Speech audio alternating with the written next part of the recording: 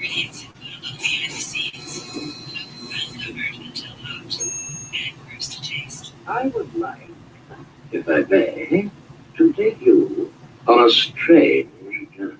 Once upon a time, there was a little girl. The accident was over a year ago. A second woman has been elected president. A 12th planet has been named in the solar system. The last wild polar bear has died. I slept through it all. Was here for my waking. He called it a beginning. He said it was good. I think you may have thought that anything I did was good. Welcome to Transcending Radio with your host, Mark Angelo Cummings.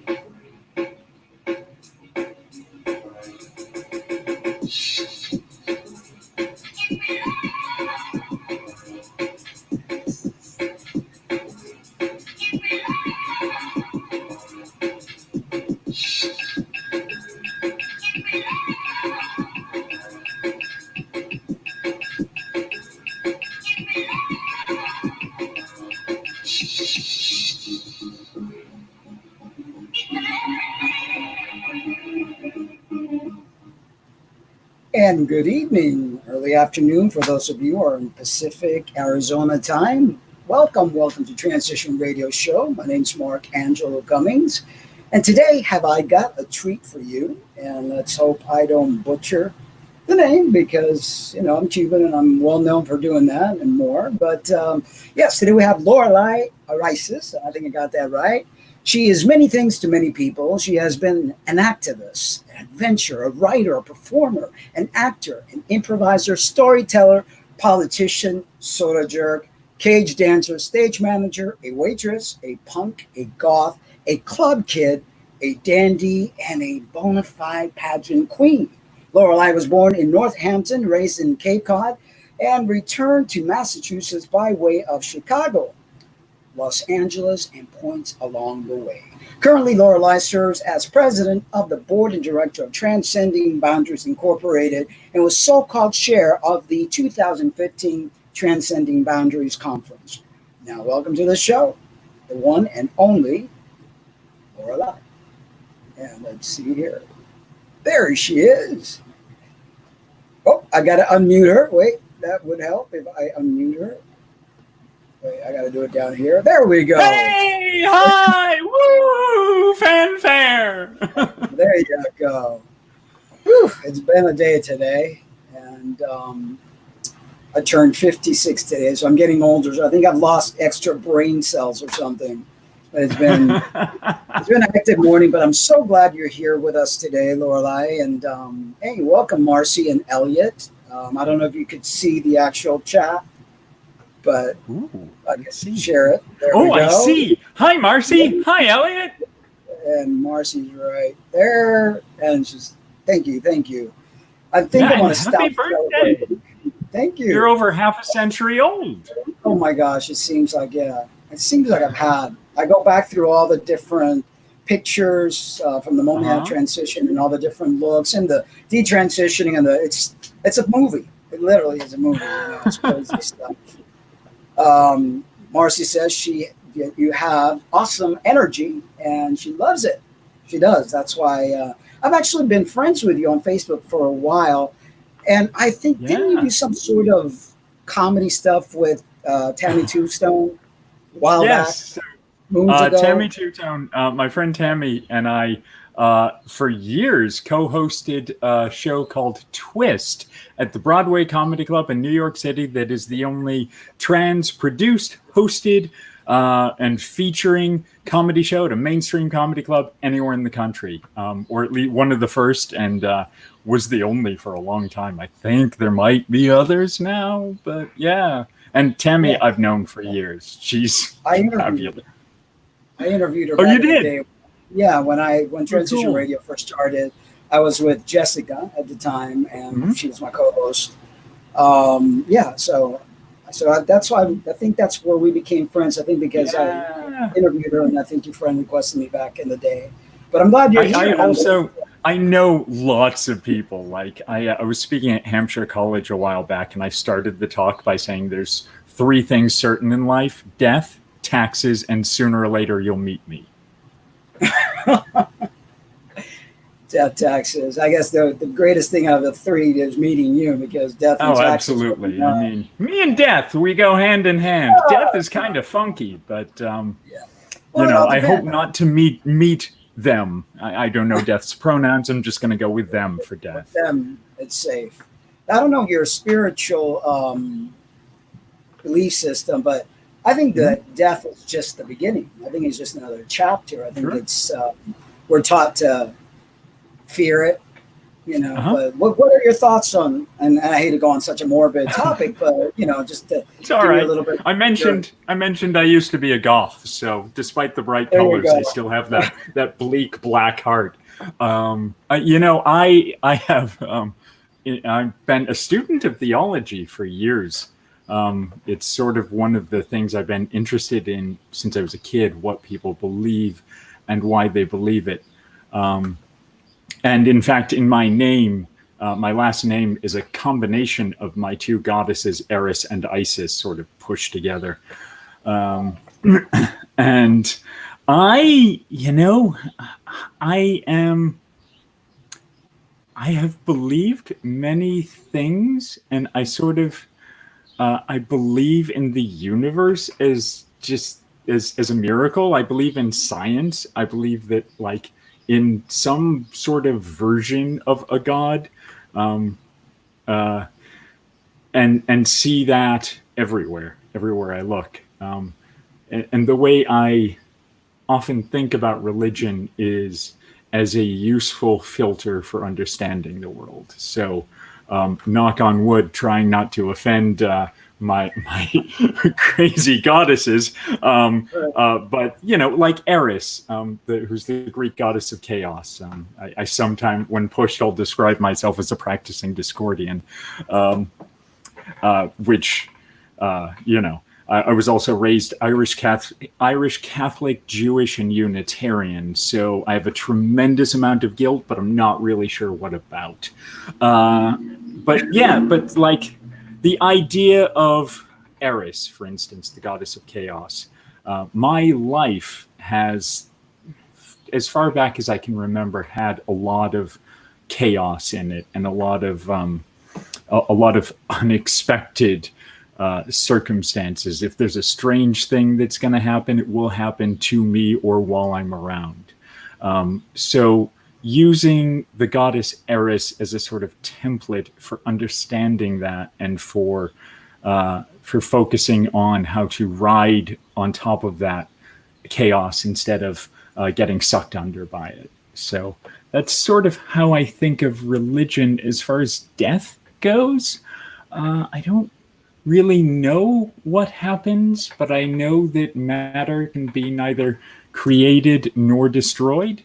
And so, you know, we are part of this universe. And I try and be the best person I can while I'm here in this form, you know. That's an awesome answer. And I too believe in a higher power. I've gone through being a Christian to being a Jehovah's Witness to being an atheist to then being agnostic. I think we do that to try to find ourselves in this world, trying to find a little niche that we belong in. And as we grow and evolve, I think our beliefs start to change, and it's all great, because that's all part of learning and evolving. And I think meeting people and engaging with different energy forms, because that's what we are, we tend to be able to create the beautiful thing that we call life, you know? Sure. I appreciate your energy and your... Thank you. You know, Thank you. Really, and it's really, I don't want to say strange, but most of the time there's a lot of individuals within the LGBT community that aren't so happy, and we understand why. I mean, upbringing where we were made fun of, but as you mentioned earlier, that you kind of like try to grow within and try to be the best person you could be, and try to almost like, what I understood, see the glass half full instead of half empty. Right? And Yeah, most people, more or less, yes. Yeah, I do. I mean, so I I'm also a newspaper columnist, and I've written this column called Ask a Trans Woman for the Rainbow Times since 2009. And early on, and I do a lot of media stuff. I helped pass the full suite of transgender civil rights protections we have in Massachusetts. And I did a lot of like television and radio and speaking to large crowds of strangers in support of that. And so I tell my story all the time. And as an artist, basically what I am is a storyteller. And I made a choice really early on in that being trans is not easy. Like there's a lot that's really hard about being trans, and I've had as hard a time as anyone else in a lot of ways. But when I was trying to figure out who I am and coming out, when I looked at the media, when I looked at the stories that were out there that I could find, so many of the stories I could find were these stories of sadness and depression and like the horror that happens to us, which I don't like to downplay, but I wanted to be a positive voice. I fucking love being trans. Like, I love the viewpoint it has given me. I love that I got this second chance to be the person I am and to find who that person is. And so I've tried to celebrate the positive things about being trans and talk about the positive things about being trans, just to be that voice for people to find. And that's important because, like you said, there's a lot of, if we could look at the terrible, but there's also a lot of great things in being trans. And instead of looking at the glass half empty, we need to try to look at it half full and understand that this is our life. You know, as a spiritual person, I believe we chose the life that we're living right now to learn something, you know, whatever reasons we chose this. And we could either be happy or we could be sad. I have a famous saying that I say, feel it, own it, then let it go. You can't live in the past. Sure. You shouldn't want to live in the future because that'll create anxiety. So all we have is the now. And to appreciate the life that we're given, to appreciate who we are, because I think we're pretty awesome. That's one of the reasons I started. Yeah. Oh, yeah. Yeah. Back in the day, trans people are kind of the coolest. Yeah, exactly. Back in the day, I interviewed people from all over the world because I wanted to showcase. There's so much talented trans people. So much talent. I mean, they either play an instrument or a comedian. I mean, there's just, you name it. So when they get out of that negative mode, it's amazing what you find. It's just really genuine, loving, free-flowing people that have been kind of like stunted because we're like, hey, we're here, we're great. And the world's like, what? And so I think the world just needs to catch up. I don't know how long it's going to take. Absolutely. Absolutely. Yeah. You know, you talked about being in the now. So my background before I transitioned and before I became an activist and writer and all of the stuff I do now was as an actor and an improviser. I studied sketch comedy and improv at the Second City in Chicago and performed with them out in LA for a long time. And a big part of improv is about being present in the moment, and that's really drilled into us when I was studying it, and so I try and there's a lot about that study that I try to take to my experience as a trans person, my experience in the world, and the work I do is just being present, being here in the moment, and trying to enjoy the moment as much as I can. And that's all we really have. Because if you think about it, if you go logistically on what that means, yesterday's gone, tomorrow's not here. So all we have is the now. Even a second from now, a second or two from now, all you still have is the now. Right. In a second, it'll still be now. Oh, yeah, exactly. That was just like a mind-blowing, like, whoa. Think about it. I did a lot of psychedelics when I was younger. I can definitely get into that. I could relate with you because I was trying to find the meaning of life through those little blobs, and going into cow patties and but that really opens up that third eye. That really opens up the mind, because there's the mind and then there's the mind, right? Sure. And we've got to. I believe we're here to expand. Okay, and I see that you got that. I mean, I did a little bit of homework, watched some of your stuff. You love to really just let people know you're alive, you know, and that's a good thing. Yeah, that's. I'm very excited. You're excited to live, and that's a beautiful thing. It really is. So let's take me back to the beginning when you realized that you were really different from everybody else, because I think that's a word that we could use, because we don't when we're little, we don't know what all this gender dysphoria is and all that stuff. Sure. How did you come about knowing that you were different? Sure. My story, as it were, and I, interestingly, as an advice columnist, I try never to tell people like how things are. I'm a terrible advice columnist that way. Like you're supposed to give people black and white answers and like yes or no, and I can tell people my experience. I can tell people the experience I know from others, but you know, your experience is yours. My experience, when I'm talking to cis people, when I'm talking to people who don't know trans folks, my standard answer is I've known I was trans. I've known I was a woman as far back as I can remember. Like as far back as I have memory, I have that. When I'm talking to trans people, it's a little bit more nuanced in that I knew that there was something wrong with the way I was being gendered.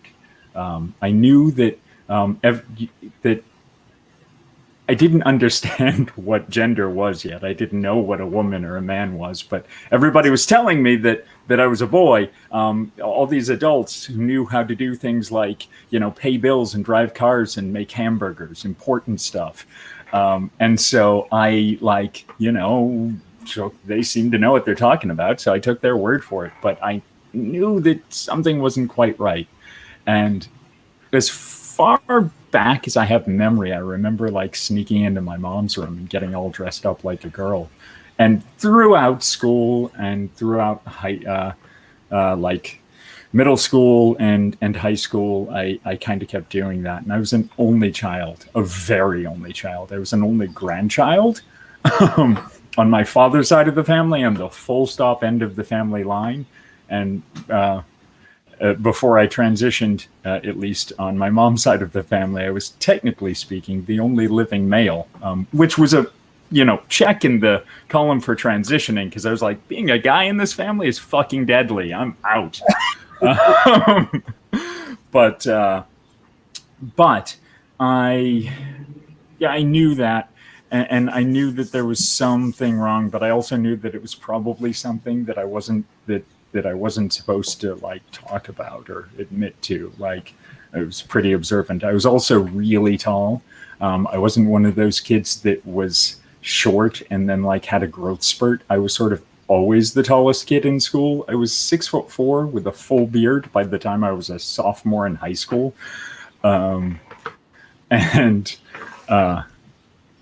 Which kind of makes it a little bit easier being a tall trans woman too, because I'm just used to being tall. Like I was never short, so I don't know anything else.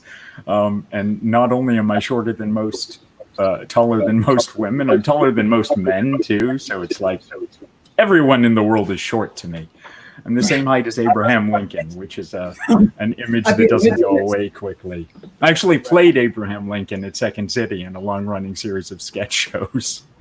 But so I knew as far back as I could remember, and I got picked on a lot when I was a kid, mainly for being tall and because I always had my face buried in a book. And by the time I got to high school, I got picked on really badly in grade school and in middle school. I even got like held up by a couple kids with guns at one point who told me they were going to kill me and might make my best friend and I dig our own graves. It was really, really bad. And I was also a sensitive kid. Like my parents were hippies. The smell of pot brings back fond memories of childhood. So I was raised to really believe in nonviolence. So despite the fact that I was literally twice the size of most of my bullies. Like, I was never going to fight them. Like, the whole, like, pick on someone your own size. All of my worst bullies were all of these tiny, short kids with Napoleon complexes who thought they'd, you know, fucking show how big they were by picking on the tall kid. But by the time I got to high school, I just sort of had this realization. I was like, this is ridiculous. Not that there's a good reason to pick on anyone, but picking on me because I'm tall and smart is not, I mean, is dumb. And it's a point where, like, other kids might try and fit in, try harder to fit in. And I was like, yeah, no, that doesn't seem fun to me. I'm not going to do that. And I was like, if you think this is weird, you have not yet begun to see weird. And they feel the fire. Yeah, I started doing things like I would wear my bathrobe and combat boots to school and a teacup, because it's all about the accessories. And I came to school dressed as Christ with a crown of green briars and a, you know, robes and everything, because locally sourced ingredients with the green briars. And I was also, like, you know, I was a smart kid. I was a super polite kid, so they had no idea what to do with me. Like, I didn't cause trouble, and like, and that sort of, yeah. Did you actually make more friends when you started? Because sometimes people, when they don't get you, they're kind of like, oh, they're pretty cool, you know? I did. I had a really tight knit circle of friends. Like, I was an AV geek. I was in the theater club, and so, like, my close circle of friends, we were all, like, really, like, very deeply nerdy, and, like, we had a television station in my high school, so we had that nobody knew about. There was this, like, extra story on the school that none of the other kids knew, and so we had access to camera equipment and made our own shows, and we're doing improv, and I was a big punk, but my best friend was this, like, really, really preppy kid with red hair. And, like, so yeah, I did make friends, but I was also, like, I was not interested in being one of the popular kids, despite the fact that everyone knew me, in retrospect. And by the time I was a senior in high school, and meanwhile, I'm still, like, getting all dressed up like a girl, and, like, and you know, with all of these gender feelings and trying to figure out what that was about. And I remember I went to my dad at one point. You know, I got to this point where I thought, like, well, like, I like to dress like a girl and really like musicals. Maybe I'm a gay man. And I went to my dad and I was like, Dad, I think I'm gay. He's like, well, have you had sex with any boys? I was like, no. He's like, well, don't worry about it. Thanks, Dad. And awkwardly, it turned out I wasn't really attracted to men, which kind of blew the whole, like, I'm a gay man thing. That's kind of like, you got to be attracted to men to be gay. It's like, shit, I thought I had it figured out.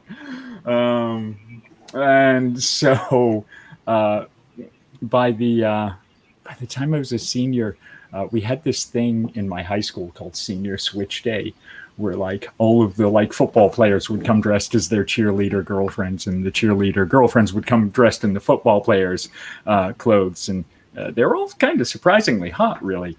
But I took that opportunity to, like, come to school and come out into the world dressed as a girl for the first time, and, like, totally did it up. And I had long hair then. I've had long hair most of my life, and so I actually.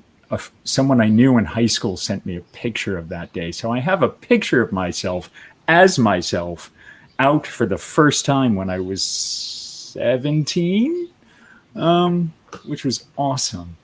But it was, I graduated high school in 91, and it was still, like, there wasn't that much information you could find about trans people or anything going on. It was there. And I found everything I could. And I grew up on Cape Cod. So like I went, one of the things I would do as a punk teenager is go hang out in P-Town. So like I was aware of the existence of trans people, and I knew quite a number of gay and lesbian folks. And I also went to this like hippie camp in the Berkshires run by the Unitarians all through middle school and high school, which was filled with like punks and skinheads and hippies from like New York and Boston. And so I knew more than most people had access to, that being transsexual was a thing. But I was still like, I also loved acting and thought that if I could just figure out how to be a boy, that I could be successful as an actor.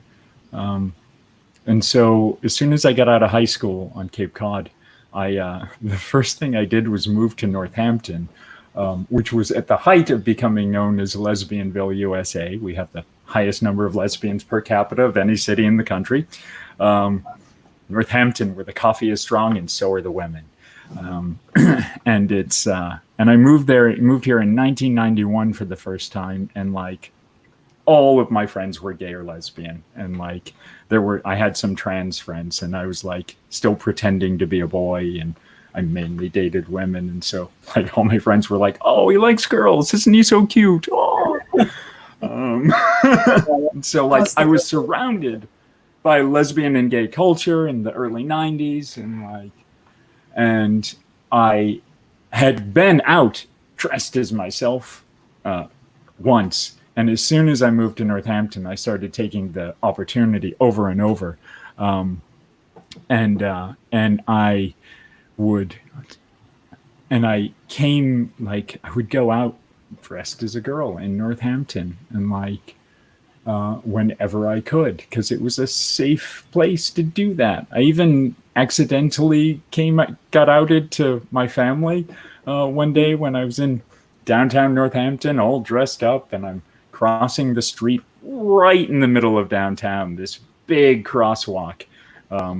And as I'm in the middle of the street on this giant crosswalk, I see my aunt, who lived a couple towns over, come walking towards me, and I'm like, well, there's nowhere to go. Felt like a Western, there's tumbleweeds rolling by.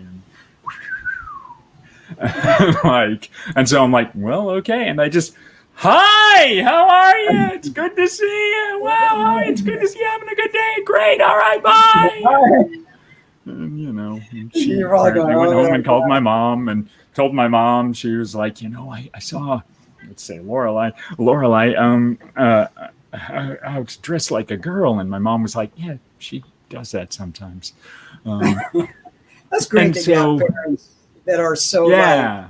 That's the bonus of having hippie parents, I guess, Absolutely. And I am sure that had the information been out there, and had I known enough to know that I was trans and that I wanted to transition, that my parents would have been pretty supportive. But to, cut a whole lot of stories short, I basically spent a lot of years trying to figure out who I was and what I was about, and pretty much figured out that I was a woman, and probably this thing called transgender by the time I was in my 20s, living in Boston. For a long while, I resisted transitioning because I'm a performer, and the only example I saw of gender different, let's say, people who were performers were drag queens, and I really wasn't into that. Like, I was a punk, not so big on Judy Garland, but I loved Johnny Rotten and Susie Sue, and I was like, and I didn't want to. I felt like if I transitioned, I would get stuck in that, and it wasn't what I wanted to do as an artist. And then I encountered Kate Bornstein's book, Gender Outlaw, and that blew my mind. I was like, oh, this right here, this is a template. I could be like this person. And right. Trying to find your place, because it's like I said, 91, there was hardly any information. Yeah. And then you kind of don't know. I mean, it's like trans? What's that? You know, and there wasn't really that much of a development. I wanted to share here, Dylan, one of the moderators said, I went to a school where you were basically picked on if you weren't smart, or in AP class or a club. The smartest kids were also the most well-known, popular, and had the most friends. That's kind of like different, because it's usually the other way around. If you're the geek, you know, nerdy, you get picked on, and, you know, unless you were like, I remember in high school, there were like the athletic ones. They were the ones leading away, you know, and but so it wasn't until your 20s that you actually. Yeah, to fast forward, I lived in Boston, and I was a club kid for a bunch of years, and a cage dancer, and some of the things you mentioned, and got deep into the goth scene, which was a good place to be playing around with gender, because the goth scene was really like accepting of that. You could be whoever you wanted at the goth club, and so I did play with gender a lot there. The 80s were. Yeah. The 80s were a time where anything. Yeah. You know, so. It was good. So, yeah. And so I moved to Chicago, went traveling around Europe for a while, and then I moved to Chicago and got married, and then not married. And all of the women I dated this whole time, like, all knew that I liked to play with gender. Like, I was technically in the closet, but I've also always been bad at being in the closet, you know, like everybody I was friends with knew this about me, that I liked to play around with gender, and including all the women I dated, and it was never a problem with any of them. And so after I got not married, I studied improv at Second City and ended up moving to LA. And when I moved to LA was the first time I did that purge, you know, where I like got rid of all my stuff. Because I'm a thrifty Yankee, and every time I would think I'm going to get rid of everything, I would think, yeah, but I'll just end up buying it again, and it'll be a waste of money. And so I moved to LA. Common, yeah. Right? Yeah, it is. It's a really common trope. It's almost like you're battling with yourself. It's like, because it's seen as not normal, seen as a sin in many of the religious circles. Yep. And I know that's why with my detransition, it was like you battle with yourself, and there's that inner voice that you think you're being bad and you want to do better. And so you have these moments of like, you know, I'm done. I'm not doing this anymore. But then your true self comes out again, and you're just like, why am I bottling who I am?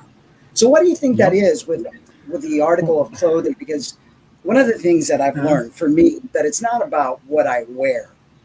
If I have a beard, it's an essence. It's like you could put me in a dress, and even since I was a little kid, my mom would say, you look like a truck driver in a dress, because I'd always be very mariacha was the word in Spanish, very butchy, whatever, and always have this essence, male essence. So would you say that is it more of an essence, or is it more of like the article of clothing is what makes us? And I know a lot of people have that kind of confusion, and I want to be able to like bring it out there so that people know, no, it's not just about clothing. Clothing just makes us, you know, I don't know how to explain it. Maybe you could help me. I mean, I would have had a different answer then. Than I do now. At this point, it's really just like, I'm just me. I am a woman.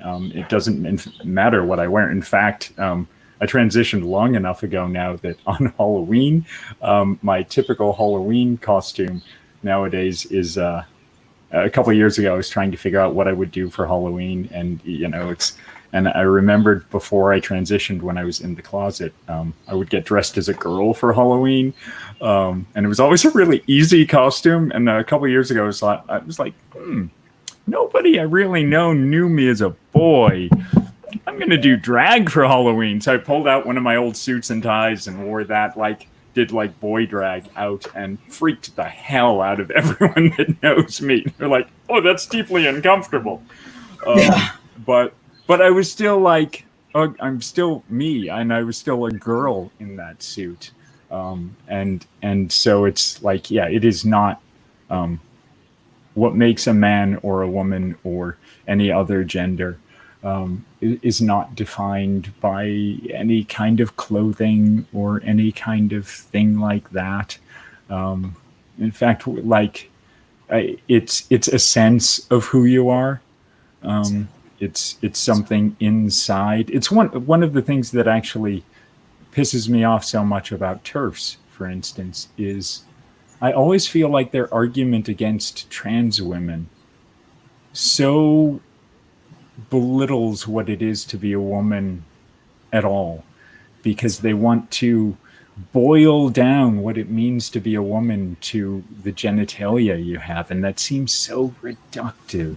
It seems so offensive to me as a woman, not even as trans.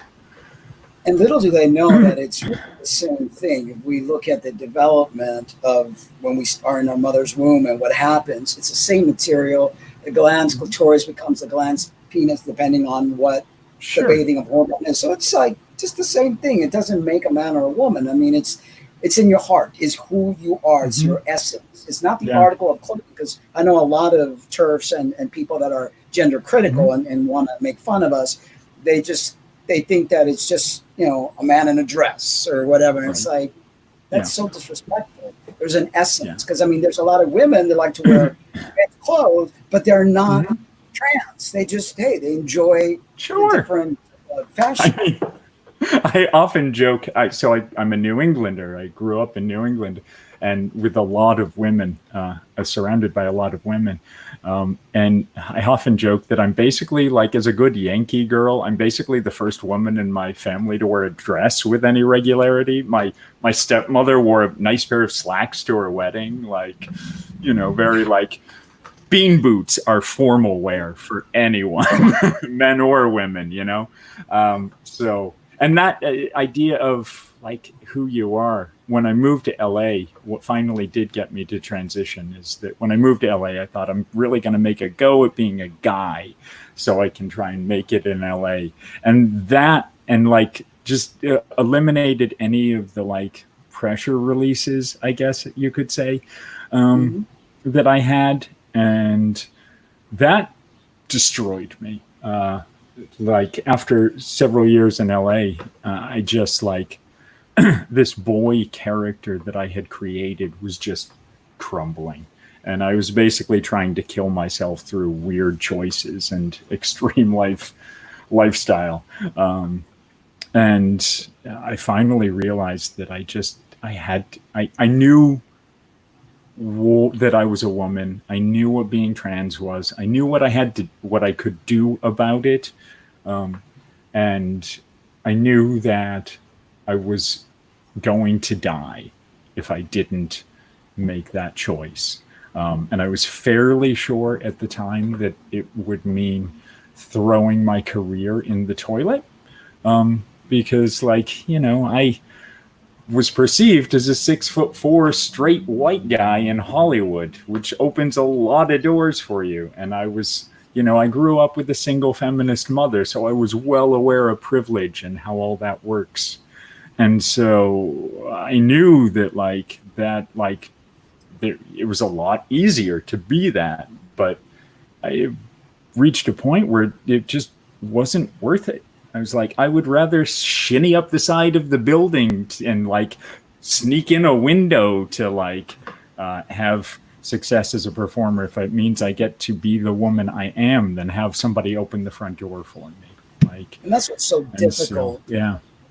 For people to grasp that they don't understand that this is not a choice.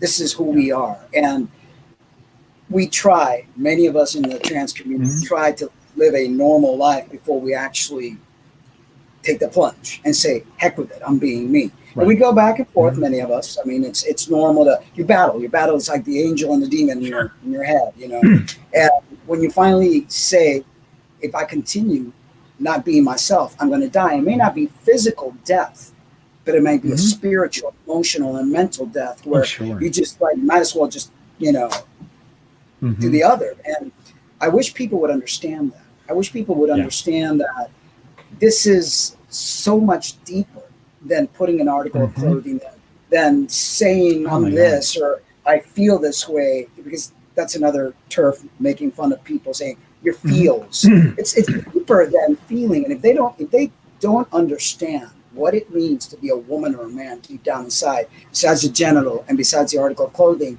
then they don't even know who they are. You know, and they really have no clue who they are, just because somebody slapped them in the butt and say, "Here, you have a baby girl, baby boy." They don't know what it means to be a man or a woman if they can't understand us. Right. Yeah. You know? It's one of the things about being an actor is that, like, you're basically a salesperson, and your product that you're selling is yourself. And so before I transitioned, I could look at my reflection in the mirror and say, yes, that is an attractive man. Like, but it didn't feel like my reflection. It didn't, I felt disconnected from it, not in any sort of like, mental health way. Like, I was aware it was me, most of the time, barring a couple acid trips. But I was aware it was me, and I knew, like, I was like, that's my reflection, but I didn't feel connected to it. And it wasn't until after I started transitioning. And for me, I have, at least to some degree, transitioned medically. I've been on hormones for 12 years now. And that made a big difference for me, HRT. And once I started living as myself, I remember having this just remarkable feeling of looking in a mirror, like naked, just looking at myself without any surgeries or anything too. Looking in a mirror and seeing my reflection and feeling like it was my reflection, feeling connected to it for the first time. And it was the most remarkable feeling to feel my authentic self in that way. That's the essence. That's the essence of you. That it doesn't matter what's in between your legs, what you're wearing. There's an essence. And I think very few people, and I'm going to go really deep here, very few people people that walk around gender aligned do ever experience their true essence, because they go by what people tell them who they are, or by what a piece of paper tells them who they are, or by what their priest, pastor, teacher, mother, father tells them. They've never really had an experience, a connection with their true self. And when you finally make that connection with yourself, it's the most amazing thing, because like you could close your eyes and it's like you feel who you are. You know who you are. You like make that connection that is so deep and so valuable that I believe that if everybody did that, we would be living in a different world than we are today. Absolutely. And, I like to talk about the positive things. I'm getting a little bit of feedback here. I don't know if you can hear that. No, does everybody? I don't hear any feedback at all. Okay, good. It's just in my, just a glitch there. There you go. See if this fixes it. So yeah. No delay. I'm hearing it now. I found this problem with AirPods before. Anyway, as an actor, God, that's annoying. Sorry. Let's see.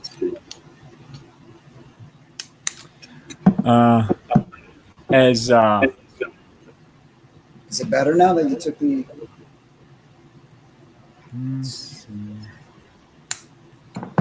Okay. Anyway, that's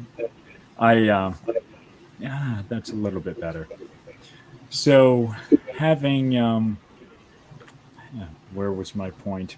I had a point. I know it. I can get back to it. I can. I like to focus on the positive. And one of the positive things, like I said, I was afraid that I would absolutely destroy my career by transitioning. And I did change things. But I'm not going to pretend like it's easier being a trans woman. But any actor knows that success in a role depends upon commitment to that role. And I could never quite find the success I wanted when I was still trying to pretend I was a boy and being an actor, because I could never quite commit to that role. I wasn't comfortable in it. I felt in the if you had met me before I transitioned pretending to be a boy, there was this inauthentic feeling to me.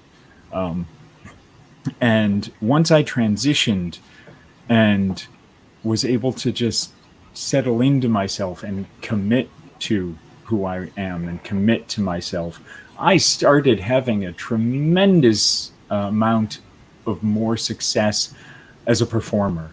I was more confident on stage, more confident in my art. My art, for that matter, was a lot more interesting. I'm a way more interesting performer with more depth since I've transitioned. And as an artist, somebody who truly loves performing, that's so much better than like some hollow success in pretending to be a character all the time. I found all of these avenues that I never would have seen coming, and it's wonderful. And what do you think that is? Can you pinpoint why you think that actually make you be a better performer? Do you find it to be because you felt authentic, because you no longer it took too much energy to try to be someone you were not? And so that kind of give Absolutely. me a little bit of insight like that. Well, one of the stories I like to tell about my sort of aha moment when I knew I had to transition. I was at Second City out in LA, and I was working with this director named David Rosowski, who had been at Second City Chicago with Stephen Carell and host of The Late Show. And I was working with him for what felt like a year. And I like to do big characters and funny voices. And every time we'd be in rehearsal, I would go up on stage and I would start doing some big character with a funny voice. And no matter what we were doing, he would stop me and say, play yourself. And I couldn't get it. And he kept stopping me over and over and over and saying, play yourself, no matter the character. He wanted me to play myself as that character. I couldn't do it. And I had this realization that the reason I couldn't do it was because I wasn't even playing myself in the outside world. I was, playing this boy character named Mac. And so in order to be authentic on stage, to be, have any kind of realism and authenticity to the characters I was playing, I had to work through so many levels of character to get there that it was just exhausting. And I realized that in order to be a better artist, to be a better improviser, I had to transition for that reason. You had to learn who you really are, and you had to really become connected. I was in acting school during high school for the 4 years, and the same thing was told to me by the professor, the teacher, the acting teacher. And it's like, why are you always like creating these characters? Just be yourself in that character. And I didn't know how either. Back then I was, this was back in the dinosaurs roamed the earth, 1980s or something, 1981. And so it makes perfect sense what you're saying, that once you tap into who you truly are, it changes everything. It changes your acting ability. It changes the way you navigate life completely. Mm-hmm. It's like, it's a full awakening. Yeah. Yeah, it is. So what does it mean to be trans to you? And I know there's this day and age, there's so many identities. The alphabet soup has gotten bigger and bigger and bigger. And there's no one right answer. Everybody's entitled to be who they are. I think that's the beauty of it all. But what does it mean to be trans to you? That's a fascinating question. I mean, I do a monologue piece performance thing about how I do all these comedy, gay comedy shows where I'm the ringer because I've at various points identified as every letter in the alphabet soup. I got it covered. I have everything you're missing right here. Sometimes concurrently, I identify as trans and a femme and lesbian and bisexual and all of these things, depending, and queer, very strongly as queer. And so to be trans for me is to have had this experience of being able to look at the gender spectrum, being able to look at the spectrum of gender in a much closer way than most people have the opportunity, to be able to almost reach out and touch it, to have had the experience of being told I was a different gender than the gender I am, and to try and play that gender, and to be able to find my gender, and for me, I identify as pretty binarily as a woman. But that said, I don't actually believe in a gender binary. That happens to be where I identify, and for me, that was the easiest way I can describe it is that was the template that I identified with most closely when I was trying to figure out who I am, and it was what fit me the closest. I do a lot of work with trans and queer youth, and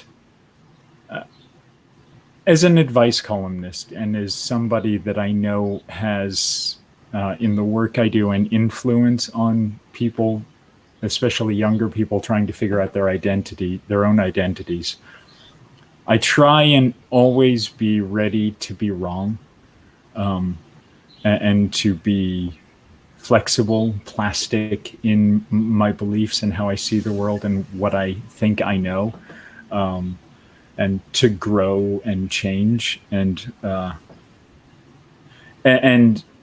also to sort of explore different ideas. So one of the things I've come to is increasingly a lot more of the youth I meet, especially the youths, the youths that I meet, have a more non-binary identity, and I've thought about that, and I look at how I am in the world, how I travel in the world, and there's a lot about my identity that if I had been trying to figure out who and what I was now with those templates available, I can easily see that my identity may have been a more, probably still femme-leaning, but non-binary identity. But that wasn't a template that was available to me when I was trying to figure out who I was. The identity of a binary woman was what was there and what I connected to. All of which to say is I have no fucking idea what trans is. And I've been writing a column called Ask a Trans Woman for 12 years. But I know who I am, and I know who you are, and I trust who you are. Right. To me, it's like being at ease, surrendering, finally reaching the freedom of who we are, not what people want us to be, not what society expects us to be, to have that empowerment and that freedom to finally be at ease with the person that we are. And that may not fit any box, and nor do we, or should we want to fit in a box, because we're not clones. So what being a woman means to you could be very different to what being a woman could be to somebody else, or what being a man is to me could be very different. I'm my own kind of man.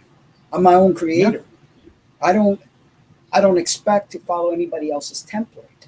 And so to me, that's what's being trans. You know, it's like you finally found the freedom, the courage to say to the world, here I am, and this is me. Like it, leave it, or, you know. And it took a long while for me to understand that because of religious beliefs, because of the inability for friends, families to understand and accept me. So I always thought there was something wrong with me. And when you think something's wrong with you, you can never find peace. Right. So when you let go of that give a damn type of thing, and it's like, I'm just me, and that to me is what being trans is. We broke the mold, and here we are. Yes. We get to be ourselves. We get to be exactly who we are in whatever way that is. Yeah. And I've always thought, well, you said you had a lot of friends. I was very introverted. And because I didn't have any confidence, I was very shy, and that's why I got into acting, because I figured that would help me speaking and will help me be able to face the world. So when you finally are at peace with being trans, it's like you finally get to roam the world in your authentic self and gosh, just be at peace. I mean, because I'm sure you feel that peace now that you didn't feel back in the day when you weren't sure, you were like, uncertain. And, I feel way more at peace. I mean, being in my 40s helps too. I'm like, okay, like also having having been on HRT, I'm sure lots of the trans people who have had experiences with HRT who are listening or watching know what I'm talking about. But what a lot of other people don't know is that you literally go through puberty a second time. And boy, am I happy to be on the other side of second puberty, because I started hormones at 33, and I thought, I'm an adult human with control over my emotions and understand how to express myself. And then I had the hormone levels of a 16-year-old girl. And holy crap, I remember driving down the highway one day, and the theme song to WKRP in Cincinnati came on, and I started sobbing. I'm like, Johnny Fever! Where is this coming from? I understand it clearly. I've had several relationships with trans women, and I'm like, God,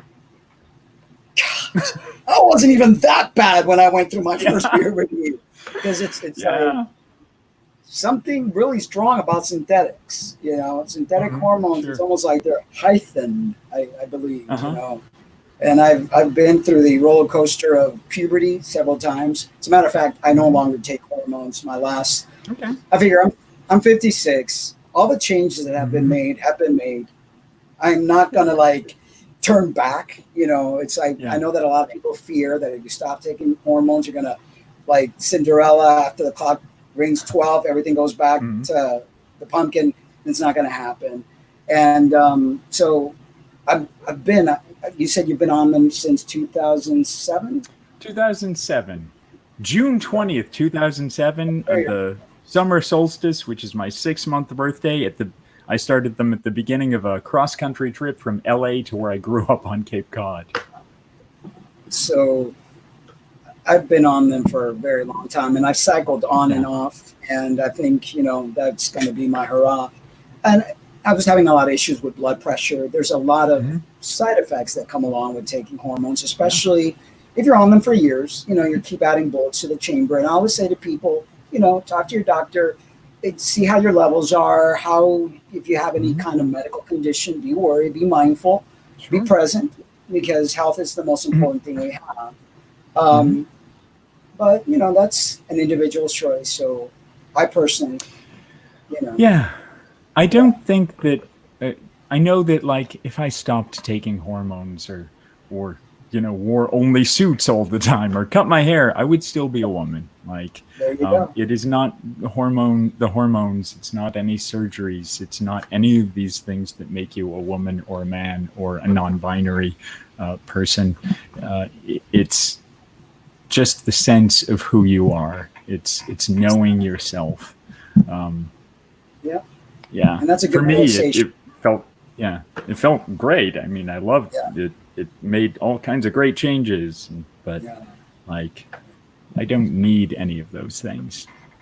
So Marcy Mark says, I found that lately it's our own community, the LGBTQ community, putting each other in a box, being gatekeepers and not allowing our freedom to express how we feel fit. Do you feel that will get better? Yeah, I do. I know exactly what Marcy is talking about. And I've seen it go back and forth. I've seen, I felt that I'm Miss Trans New England, and I write a column called Ask a Trans Woman, and I've still been in situations with other trans people where I don't feel like I'm somehow trans enough. Like I may as well have a neon signs flashing "I'm trans" on me, and it would still not feel like enough sometimes. And I think that's a really common feeling. And I think that people, language is an interesting thing. Language is how we build reality and how we express our ideas to each other. And people get really hung up on once a word means a thing, it just means that only ever, and it will be that way for forever. And if you don't fit my understanding of that, then you couldn't be that. And I reject that notion. Language is just a tool, and these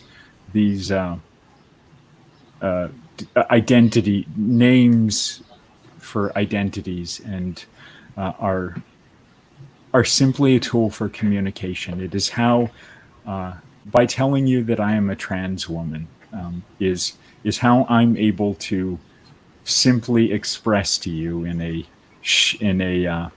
shared and a language that we have a shared understanding of, and these ideas and concepts that we have some shared understandings of, what I am, or as close to what I am as I can get to you. And I have seen, having been active in the community for a number of years now, I've seen things go back and forth. I've seen people get really, let's say, like a schoolyard crush on certain identities that'll sort of drift away. I remember going through because I pay a lot of attention to language as a writer. And like I said, I try to be able to change too. When I started writing the column in 2009, Ask a Trans Woman, I used trans woman as one word, trans woman. And at the time, that was the accepted usage. And after I'd been writing it for a couple years, I had a few people point out to me that they thought trans woman as two words was better, and that was becoming really popular in the community. And I found their arguments persuasive.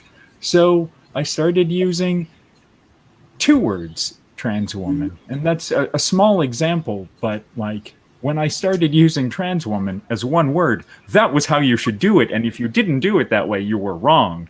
And when I started using trans woman as two words, that was how you do it. And if you do it any other way, you're wrong. And I've seen these things happen. And I think that as trans people, especially, we're spending so much energy trying to define our identities to ourselves that it can be difficult not to try and put everyone else into those boxes. As humans, we like to categorize things it helps us to understand the world. One of the most common, right? It's a waste of energy instead of just living, just being, instead of battling, because there's a lot of battling. I mean, since I came out in 2003, as I've seen the progression of the community, I see a lot of that battling going on. And it's like, save your energies, just be you, be happy, look at the bright side of things, and life will turn out a lot better. Because I find that the more negative we are, the more negative things happen to us. It's like, we attract them, and so we need to focus on living, being happy, so that people take us seriously, because if we don't take ourselves serious, no one else is going to take us serious either. And less argument, more coexisting, more amicability, I think will get us at a better place than we are. Sure, I do. I mean, as an improviser, a big part of that was learning learning how to work together in a group, learning ensemble work. Actors and comedians and improvisers were notoriously temperamental people who have trouble like working together. And so one of the big things we had to learn was how to create effectively together and support each other and lift each other up without knocking each other down.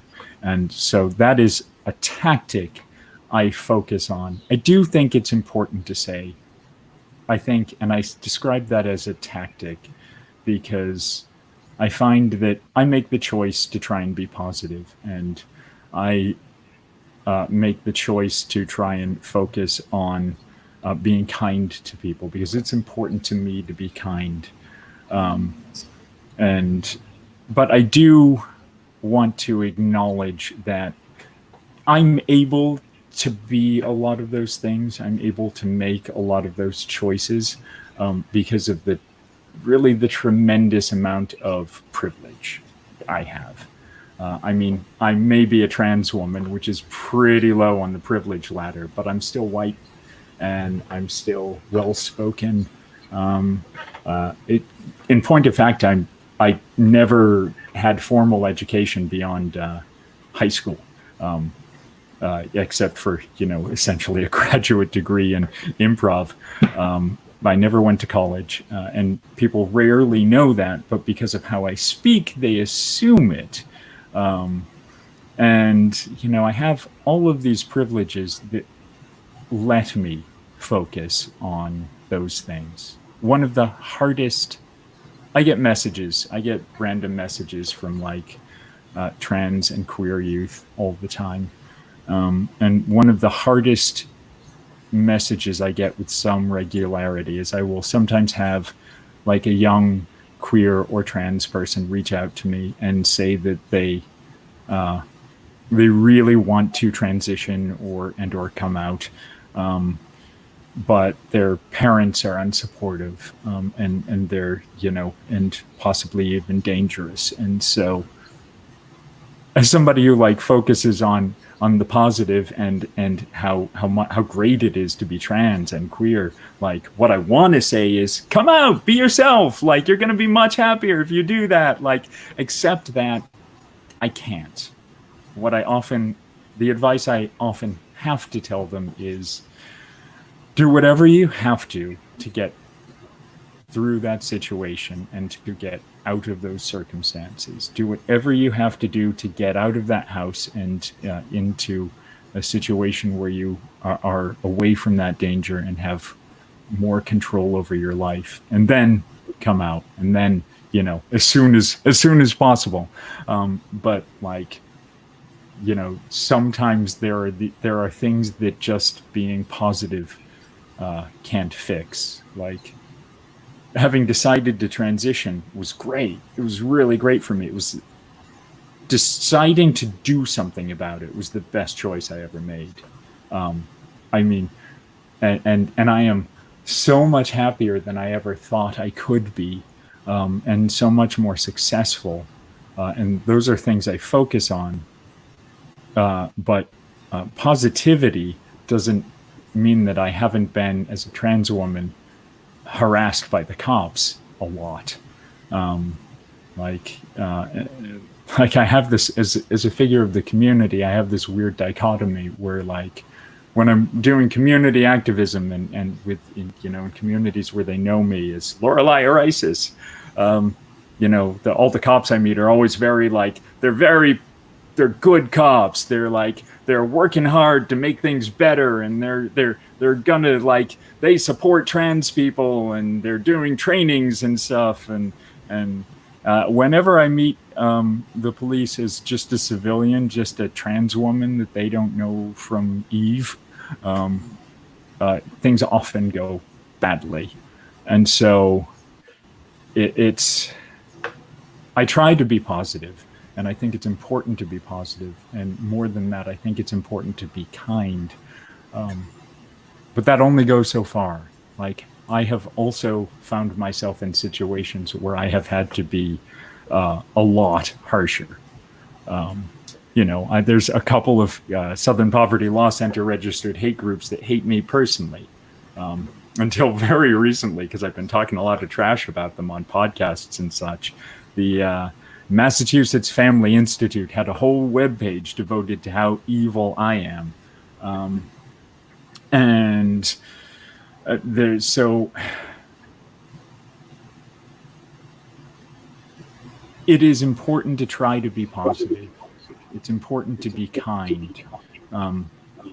But that's being positive and being kind isn't going to stop Black trans women from being murdered at an epidemic. So, just for instance. So yeah, I mean, that's my rant about that, I suppose. What I find is that we can't change the way people behave or think.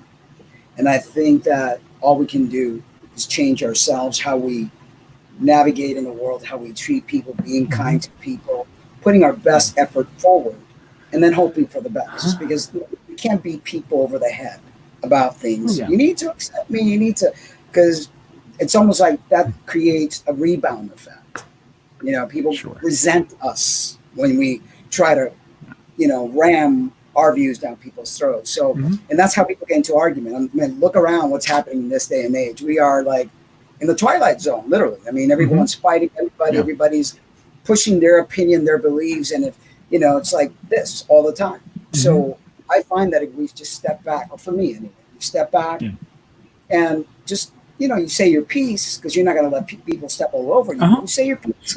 And you just let it go. And however it's going to play out, it's going to play out. Nothing I can do is going to change it. Nothing you can do is going to change it. We could try, but sometimes, like I said, it becomes like a rebound effect. It becomes worse than it. Just, because I find back in the day when I transitioned, there wasn't a lot of information regarding this. All of a sudden, the more information there is, and we thought it would make it better for people to understand who we were. Well, it's like a lot of people just felt like we are trying to push ourselves on them. And so they're now pushing back. So there's got to be one of those happy medium dances that we could do with society, so that it's like a little give and take, a little just coexist, respect me, I'll respect you, and then just try to live, I mean, what we can keep doing is being visible and being out and taking care of each other. Sometimes being sneaky, I believe in being kind, but I've also been known to use it as a tactic. The reason the Massachusetts Family Institute was so pissed off at me is I did this debate with one of their lawyers on a Boston-based news show a few years back, when we were trying to get the last leg of our trans civil rights laws passed here in Massachusetts. And it was a PBS station. It was WGBH in Boston, and I was a nerd who grew up watching Doctor Who and Masterpiece Theater and The French Chef on PBS. And so when I went to the studio to do this, I remember being in the green room and seeing Julia Child up on the wall and being all nerded out and like, oh my God. And there was only one other person in the room who I assumed must be the opposition's lawyer. And so I just sat right down next to him and started talking to him like a regular human being. Like, where are you from? Like, oh yeah, what are you people? Yeah, okay, what did they do? Oh, they were preachers. Oh, cool. And we went on the air, and I had to sort of assumed this genteelness would happen because it was PBS. And as soon as the cameras went on, he went full Fox News on me, full bathroom bill and all the stuff you all know about.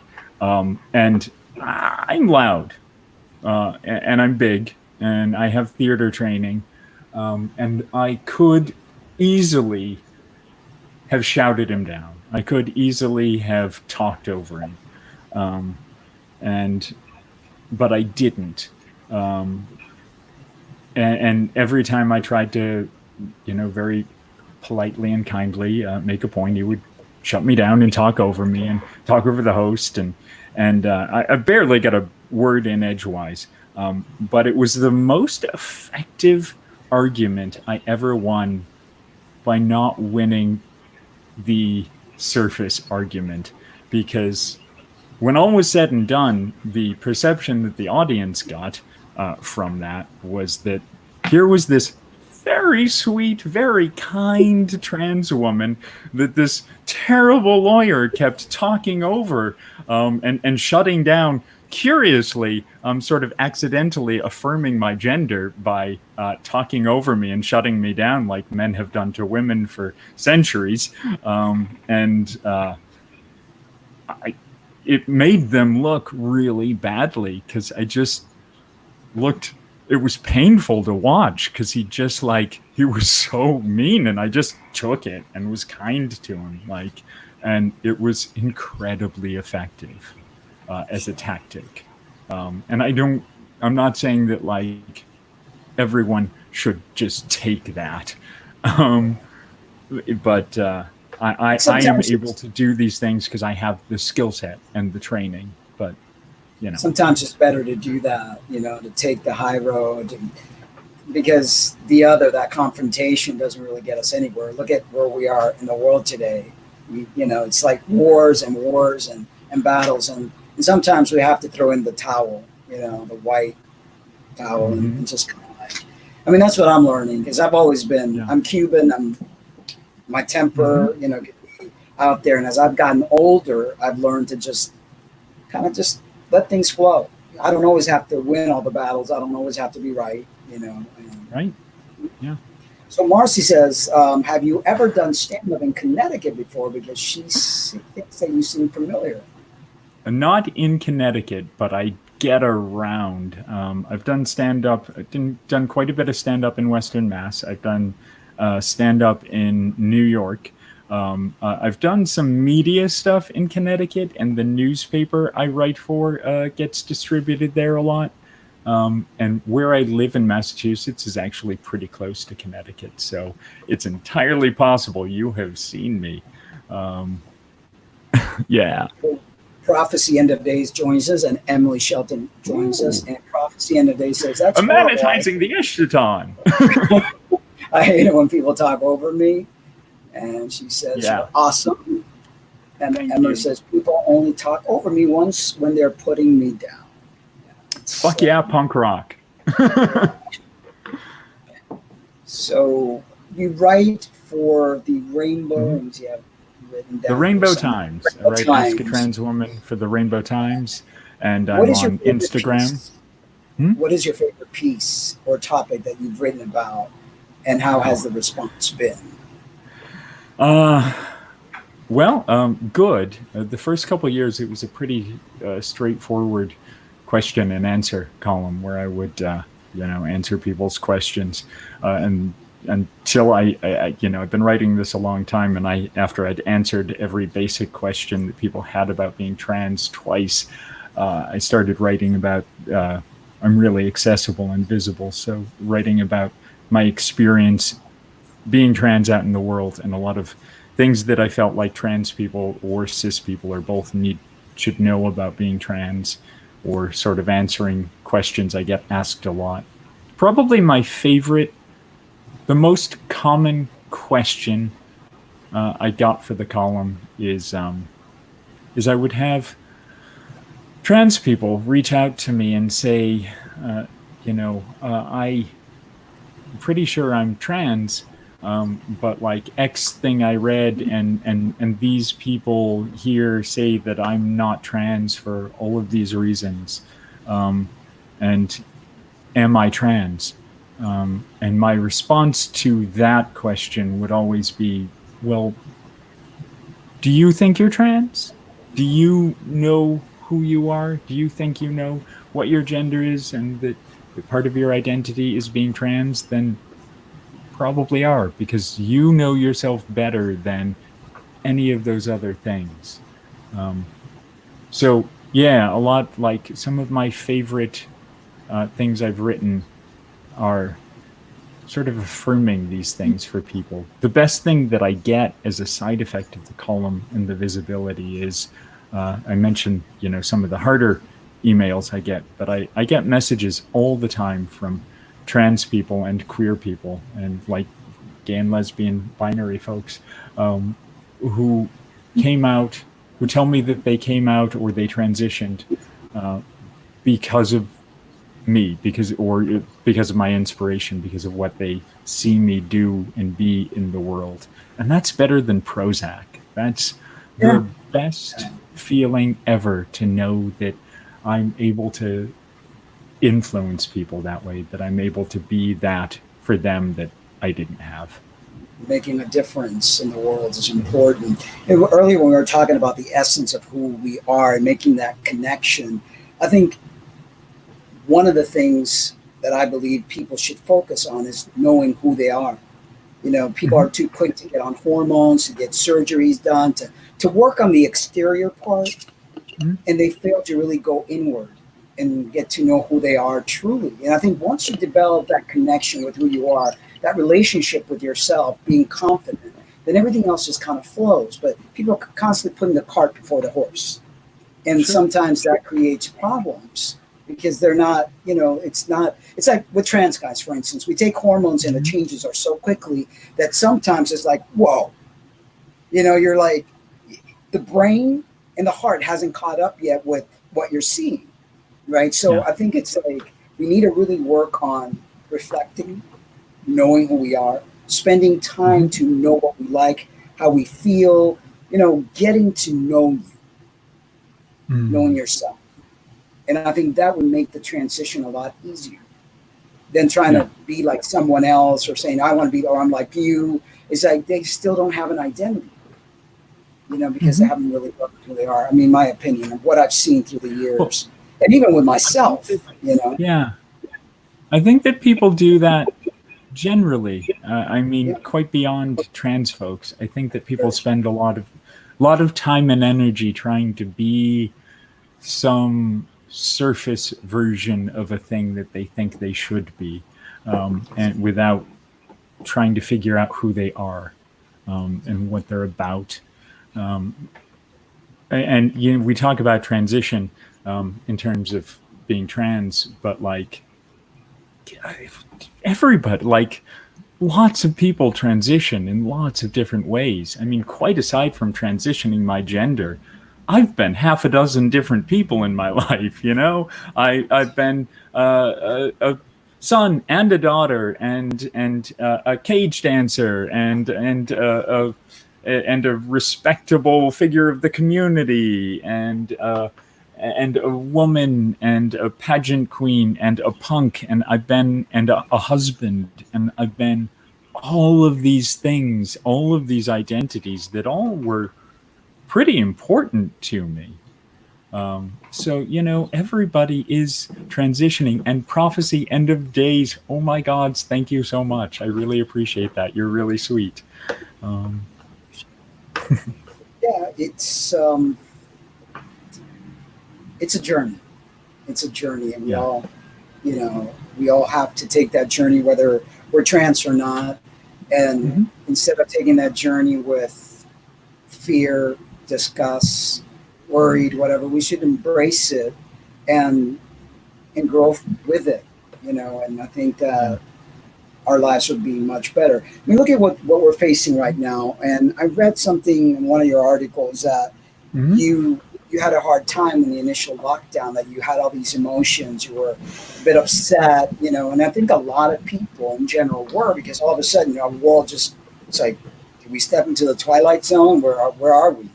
And I think maybe a lot of trans people maybe had even a harder time with it, you know, because, you know, there's just all sorts of mixed emotions going on. How did you deal with the actual lockdown and then all the stuff that's gone with it? Sure. I've been really lucky. I happened to get a job before kind of like just before we went into lockdown. That is the first like real job I've had since the 20th century. And I am the assistant director of admission of graduate enrollment for the Smith College School for Social Work. And also one of the first very out employees, not professors per se, but of Smith College. who out trans women, who is at this traditional all-women's college, though the School of Social Work has been a widely mixed gender for a long time. And they've been really good to me. And since the quarantine started, I've been working from home. So I like to acknowledge that I have been luckier than a lot of folks I know before I launch into the complaining and bitching and moaning about how much quarantine sucks. I'm really an extrovert. I like people. I thrive on crowds and performance. Like I said, I was an only child and an only grandchild, so I do well alone and on my own when I need to be, and I have that part of me. But I miss being able to perform in front of a crowd, being able to get out and see people, and that's real hard and real weird. And having to work from home is difficult. And again, I'm lucky. I live with my wonderful fiance, Becky, and we. Thank you. I'm very excited. I did not think I would get married again. Never mind, be super excited to get married again. But she proposed to me in Provincetown last over New Year's, and it was really exciting. I squeed. I have and she's wonderful, and she that always brings joy to my heart. Yeah, because there's a lot of people that are alone, and so when we're able to find, the person that we want to spend the rest of our lives with, it's an amazing thing. It's the most wonderful experience. It's really great. And I also live with another trans woman who's a physics graduate student who's really super cool, and it's a great household I live in. As much as it sucks not being able to leave it much. Right, I know it's crazy. I was explaining to you today that they all of a sudden they closed the gyms here in Arizona because the state has all of a sudden there's a bunch of numbers going up, and so the governor decides to close the gyms and the theaters, which are already closed. He made some really weird stuff, and I'm like, can't take the gym away from me. I mean, that's my therapy. That's what keeps me focused and in tune. So there's this one gym that actually went against the governor, and he's suing him. So the gym stayed open. So I'm like, it's in a 12-mile drive. So I'm like, I'm going, and I just joined it, and it was like, hectic kind of. Is everyone there wearing masks and such? No, see, that's the problem. A lot of them don't want to wear masks. They think it's taking away their freedom, and I'm like, that's not taking away your freedom. That's being generous. That's being respectful. Yeah. That's being a good human being. I mean, and not because you're going to catch it from someone. It's you're going to prevent giving it to someone. Right. And that in and of itself should be, whether it's real, whether it's not, whether it's a conspiracy, because there's all sorts of stuff going on. All we can do is be the best person that we can be and just go along with things. Don't make waves. Why are we making waves? That doesn't happen. I am absolutely going to stand on this is a line. It's real. Absolutely real. People are dying. Lots of people are dying. I believe that. But I'm saying, even if all these people are the conspiracies that come up with, I'm like, these people have way too much time on their hands. The moon might be a conspiracy. I'm not 100% sure I believe in it. I know, but it's like, it's crazy the things you hear, and it's like, just wear the mask, social distance, wash your hands. Please don't take all the toilet paper again. I know. Yeah. It's we've been pretty lucky in Massachusetts. We had one of the highest rates of infection in the country early on. I am by no means a Republican, but I will compliment our Republican governor has done a pretty good job with locking everything down and trying to take care of people. He and I have had some disagreements in the past, but I think he's been doing a fine job with this. Massachusetts, where even our Republicans are cool. And that's how it should be. I've never been very political. I am going to vote this time around because God forbid this man continues the presidency here, and we need to get him out. Yes, but he's a nightmare, I've always, and he's killing us. Yes, he is. I believe that both wings belong to the same bird. I believe the political system, it's all about this, who's paying who, and I don't want to get into all that, but we need a kinder person in the White House, a person that's going to care about the people, not just a certain group of people, but all the people. And it would be really nice if people, especially in government, could start talking to each other again.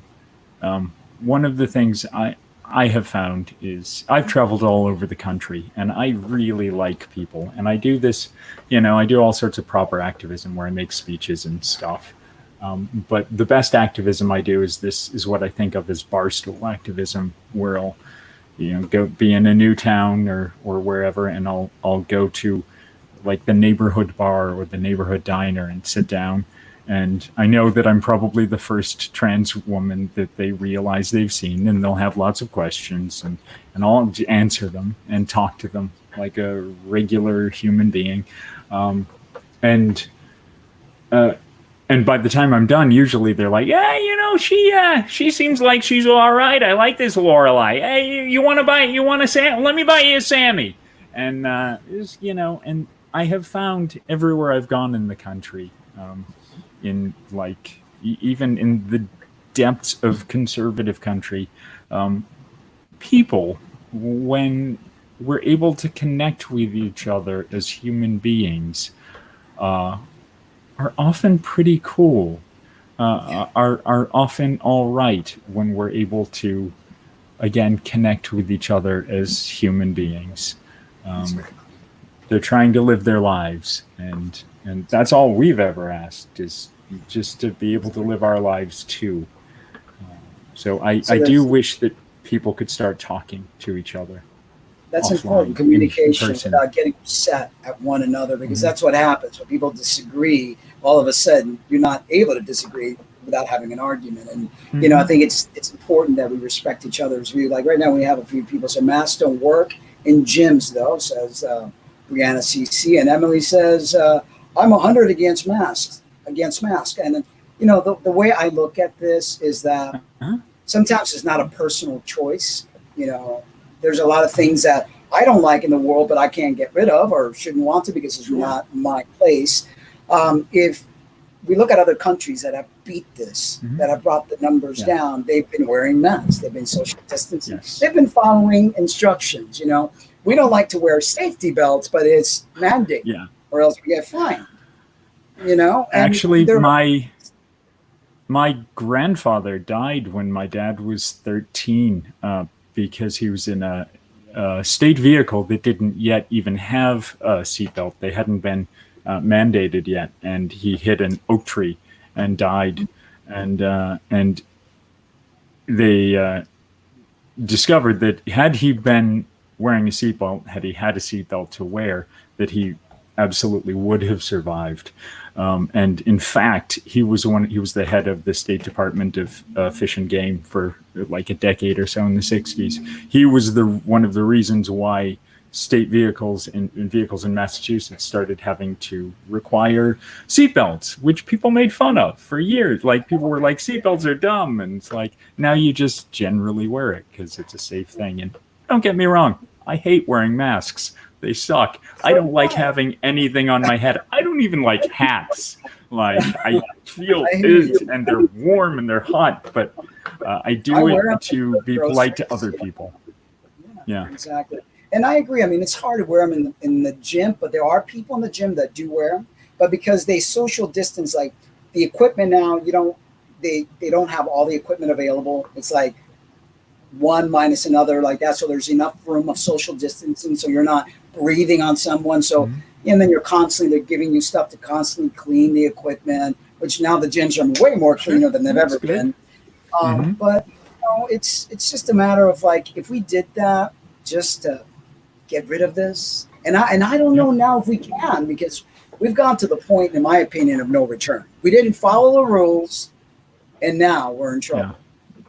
My opinion. That's true. I hope yes. I'm wrong, but it is what it is. Let's see here. We got Prophecy Day at the end of the day says, I don't see why people get so offended when someone else's changes their own body to fit their needs. That needs to change. Equal rights for everyone. That's what I want to see. That's right. Sure. Yeah. And people change their bodies. Yeah. All the time. Oh, I was going to say, people change their bodies. All that you talk about working out, like working out is changing your body in often significant ways. Very, very important to me. It's not just aesthetic. It's just you're actually developing your brain, your nervous system. You're bringing in oxygen. You're preventing osteoporosis by working out. Your posture, as we get older, we know we do this. It's not very appealing. So you do things to keep your body healthy. I'm all about health. And she said, why mask? I have asthma, so I can't wear them for a long period of time. And there are, like, if you can't be in a place that requires a mask because you can't have them long periods of time, then maybe staying away from those places for a while. I mean, absolutely. I wear them in the groceries. I wear them in the groceries. I wear it in the gym because, I find that could be a bit restricted. But if they asked us to, if they enforced it, then I would, I like to follow directions. I see. I'm 100% for masks, especially to keep my mother safe, who has stage 4 cancer. It's so selfish of people not to wear a mask to protect others. It lowers the chances of spread.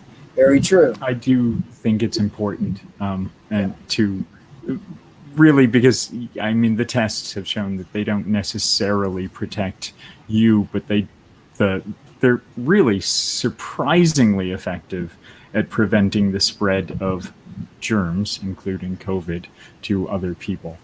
I have a variety of them at this point. Friends keep making them for me. I even have like a mask for formal occasions.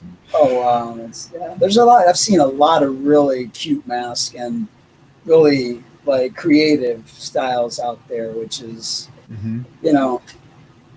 it's like one of those things. People are going to disagree. They're going to fight over it, and it's like, God, can we stop fighting one another?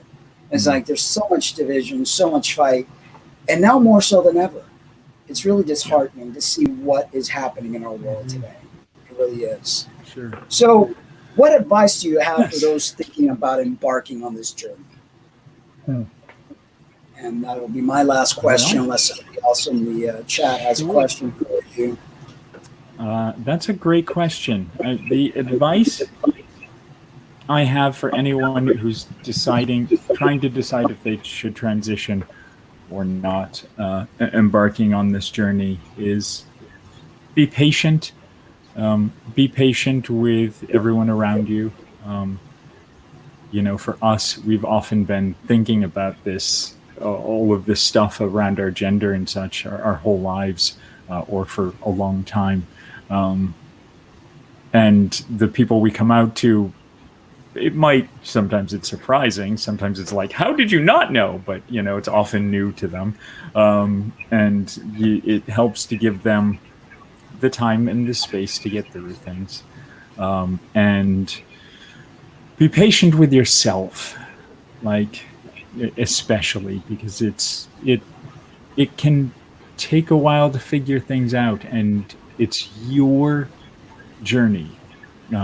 Transitioning, being trans, it is about absolutely nothing more than finding yourself, than finding comfort in who you are and figuring out who you are and what you are and how you fit in the world, and finding a level of happiness. And so be patient with yourself, be forgiving. Like you, Mark, you transitioned and detransitioned and transitioned again. And that was your journey, and that's okay. That was the path that you had to take. And it doesn't help to beat yourself up about things that you couldn't do or should have done.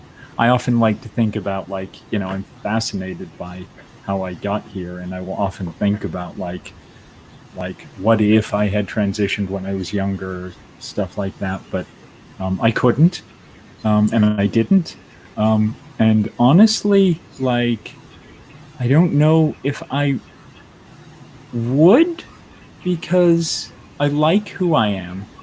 And who I am in the world is a result of who I have been in the world and the journey I took to get to this point. So would I like to have been able to transition when I was a teenager and like not had all the effects of testosterone? Yeah, great. But I didn't. And I lived as this in the world as this other person. And even when I was pretending to be a boy, I still tried to be kind and a good person. And I am able to do the work I do and be the person I am because of the person I was and the journey it took to get here. So be patient with yourself. Take your own time, take your own journey. Yeah, it's very personal, and it's a reflective, intensely personal. Yeah, very reflective type of journey that it's not something that can be done overnight. It takes a lot of thinking, a lot of meditating with it, a lot of self-learning, but I like you said, I wouldn't have had it any other way. It's like I am who I am because of my journey, and it's priceless. Our journeys are priceless. It's like when you make dinner or you're cooking a special meal, you can't cut corners. You have to follow the steps and let it get to the point where it's going to simmer and then cook to perfection. And I think that's, our story. And here's Marcy says, yeah, I never understood why people care so much how others live, especially when it doesn't affect them at all. Let everyone live and enjoy life. Exactly. Yeah. Exactly. So this has been amazing. This was delightful. Thank you so much. And thank you everyone in the comments. Thank you, Elliot N. and Emily Shelton and Marcy Mark and Prophecy End of Days. Like, thanks all for being here. And thank you, Mark, for having me on. I really appreciate it. And I've got a link to your actual, let me see here. Oh, sure. Go to the Rainbow Times. I've got it, I think, in I don't have in the description area. It's all in there. Yeah. In the description area. And also you can find me on, and if you search for Lorelei Erisis, right there. It's you'll find like all of my columns. I've been on hiatus for a little while because it's I'm having trouble not writing angry columns. But I'll be back with that, and I write and do things all over the place. I'm on Instagram at Lorelei Erisis, all one word, and I've been doing a project there where I work from home, so I've been getting dressed up for work every day since quarantine began in March, and I haven't repeated the same outfit yet. So. Tune in every day to see if I can make it, and as I dig into the more ridiculous parts of my outfit. I think I actually put the your Facebook page link in the description area. So friend me on Facebook. There you can Google me. There have been for a while last year, and every so often there was a period when you Google trans woman, what you get is me. Is a picture of me next to the definition, so I reached the sort of status. If you Google what I am, you find a picture of me. Well, you are definitely an amazing person, and love your energy. I wish more of us would have that. And I think it's contagious. We all laugh, and it doesn't mean that you don't have problems, because we all have problems, but. Sure. Why do we have to carry around our problems in our face in the way we express ourselves? Those type of things should be kept for reflective times, or we can meditate on it and do something about it instead of being cruel and mean and the way people are to other people when they're having a bad day. That doesn't help anyone. And I think the more love and joy we spread in the world, the better world we'll live in. Sure. Yes. Right? I'm also here for my moody goths and somber poets, just to support you. Okay. So I wanted to let me cue here. There we go. Outro? Is there outro music? It's my ending music that I usually play. And I love this song because it, you know, if we love each other, you know. Mm-hmm. All right, guys, thank you so much for tuning in. Catch me live next Tuesday. If you know anyone that wants to be on the show and get interviewed, please send them my way to transitionradioshow@gmail.com. Check out Lorelei Erisis link down below. And thank you all for tuning in. I love you guys, but remember to always love yourself too. Bye-bye. Hold on a tick. Don't hang up on me yet. And goodbye, everyone.